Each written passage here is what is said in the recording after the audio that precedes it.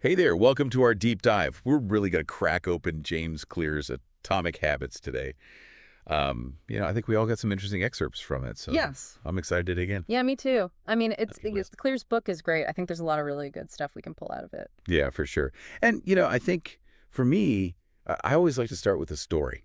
Hmm. And I was really taken by Clear's own story about this accident that he had. Oh, yeah. Um, to go from being an athlete who was, doing really well and then suddenly, Right. in a medically induced coma. Yeah. Like, talk about starting small. He couldn't even walk in a straight line at first. Yeah. It really is incredible, and it really highlights that power of making those tiny improvements.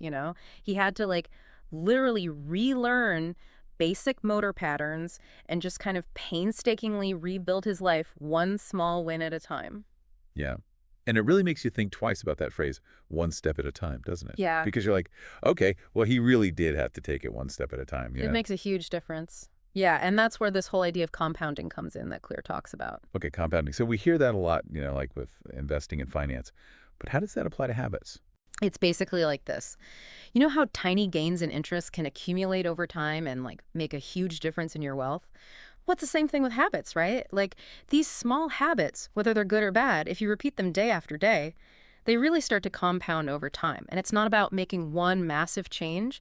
It's really about these consistent, seemingly insignificant actions that we take day after day that end up shaping who we become in the future. So are you saying that, like, building a successful business, writing a book, he did that, even like recovering from a life-altering accident, Yeah. well, all boils down to like making these small changes consistently. Exactly. It's about the system. Like, goals are good and everything, don't get me wrong, like they give us direction, but it's the systems we put in place, those daily actions, those habits and routines that actually get us there. I think we get so caught up in the outcomes sometimes that we forget about the process, Right, yeah. the day-to-day grind that Yeah. really determines whether we're going to be successful or not. I think that is so crucial, especially for people like me who, get really excited about setting these big, hairy, audacious goals. But then, Tommy? I don't know, a few weeks later, I'm like, wait, what was I doing again? Oh, yeah. So it's almost like we need to shift our mindset from like fixating on the finish line to really like enjoying the process. Oh, literally. Like, how do we actually enjoy getting there?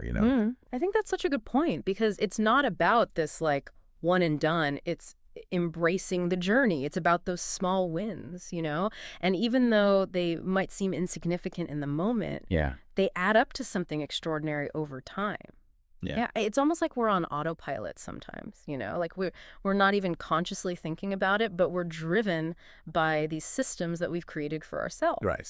And speaking of autopilot, Clear dives into the science behind how habits actually work, and he talks about this thing called the habit loop. Okay, the habit loop. Yeah. So I'm all about making things practical. So break it down for me. Okay. Like, how does this habit loop actually play out in our lives? So there are 4 stages, right? You've got your cue, Yeah. then you've got your craving, and then there's the response, and then finally the reward. Yeah. And so basically, the cue triggers your brain to initiate some kind of behavior because it's anticipating, it's craving that reward. Right. The reward is what reinforces the habit. Right.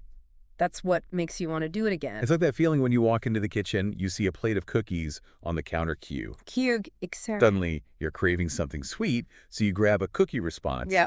And that sugary treat just hits the spot reward. There you go. You got it. You just completed the habit loop. Wow. And so your brain is basically creating this mental shortcut. Right. It's associating that cue with that reward. Oh, wow. And over time, with enough repetition, that response, it becomes almost automatic. So it's like you're not even thinking about it anymore. Exactly. And you know what's really interesting? Clear, he talks about how, for example, former lifeguards, they might still yell, "Walk," if they see a kid running by a pool. Right. Oh, yeah. Even years later, because that cue is so ingrained. It's so true. That's how powerful this stuff is. Yeah, it makes you realize just how much our environment really shapes our behavior. Oh, absolutely. Sometimes without us even realizing it. 100%. And that's why he says, it's so important to be mindful of your surroundings, Right.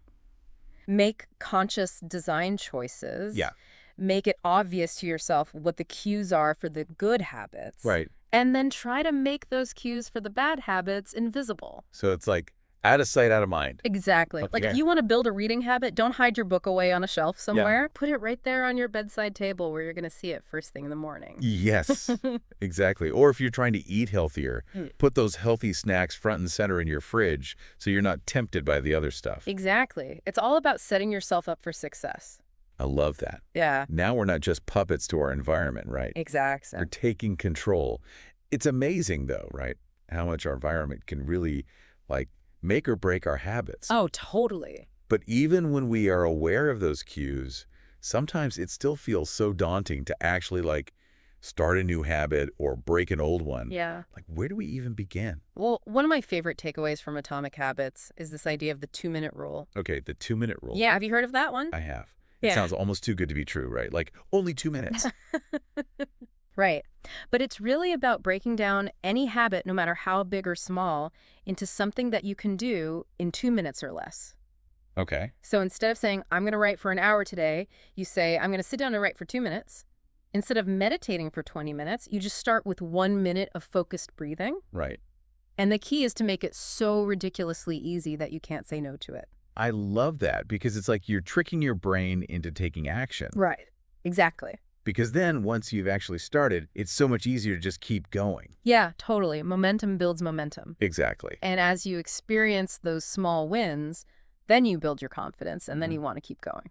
Yeah, I love that. Okay, so we're making it easy to start. Yes. How do we make it easier to stick with it, though? Yeah. So Clear also talks about this idea of habit stacking. Habit stacking. Yeah, it's linking a new habit to an existing one. Okay. So he actually stacks his writing habit after his morning coffee. Oh, smart. So he's already got that routine down. Right. So he just tacks on the writing right after it. That makes so much sense. Right. Leverage that existing routine. Yeah, totally. So, like, if I was trying to make meditation a regular part of my life, I can stack it onto my morning coffee routine. Exactly. So after I brew my coffee, I meditate for, 1 minute There you go. or 2 minutes if I'm feeling ambitious. See, now you're getting it. I love how these strategies, like, work together. Yeah, totally. You're creating this like seamless flow, right? Exactly. Like, Yeah. where one action just automatically triggers the next. Like you're hacking your own brain. But, even when you've made it easy to start and you've got your habit stack going, there's still that question of motivation. Right. Oh, I Like, how do we keep ourselves going, especially in those moments when life gets busy or, Yeah. we're just not feeling it. Yeah, and that's where that fourth law of behavior change comes in. Make it satisfying. Okay, make it satisfying. Because if it's not enjoyable, you're not going to stick with it. Right. We're all about that instant gratification. Exactly. And it doesn't have to be some big, crazy reward, right? It could be as simple as listening to your favorite music while you exercise. Right. Or, enjoying a delicious, healthy meal after you've worked really hard all day. I think that's where people get tripped up, right? They Right. forget about the pleasure principle. It has to feel good. Yeah. If you don't enjoy it, you're not going to do it.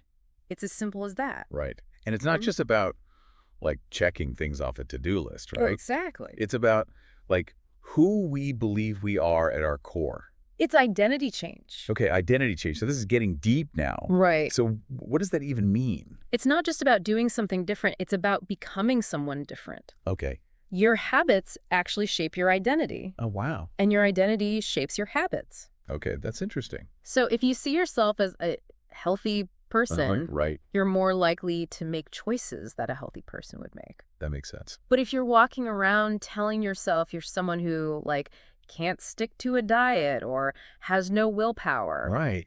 then you're going to act in ways that confirm those beliefs. So our beliefs about ourselves become self-fulfilling prophecies in a way. Exactly. So how do we break free from that? I think it starts with becoming aware of those negative beliefs and then making a conscious choice to, like, act as the person you want to become. So, like, if I want to be a writer, I Yeah. have to act like a writer. Exactly. Even if it's just for 2 minutes a day.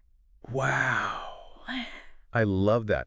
Okay, this is really cool because it means we actually have the power to shape our own identities just by making different choices. Right. It's not about, like, waiting for this, like, lightning bolt of motivation or inspiration. Yeah, it's not about feeling it. It's about showing up. It's showing up every day and making those choices that are in alignment with the person you want to become. Wow. I love that.